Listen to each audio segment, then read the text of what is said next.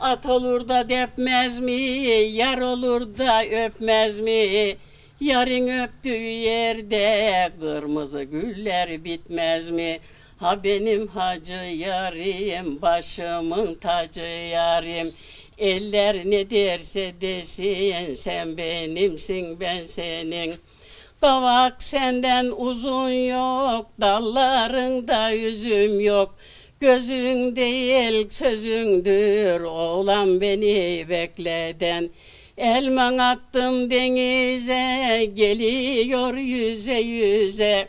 Eller ne derse desin, sen benimsin ben senin.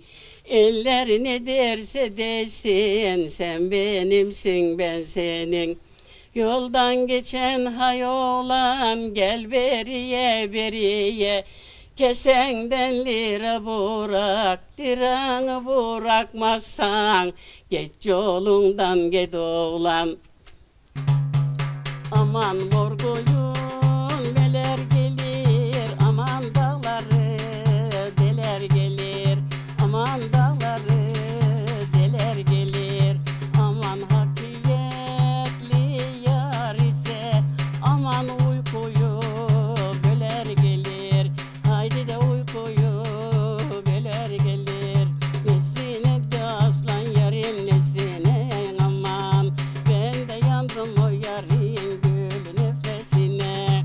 Aman gül yağı şişelerde, aman gül yağı şişelerde, aman mor koyun meşelerde, aman mor koyun meşelerde, aman gül yağı şişelerde, aman eller almış yarini, aman ben kaldım köşelerde, haydi de ben kaldım köşelerde, nesine de aslan yarim nesine, aman ben de yandım o yarın gül nefesine.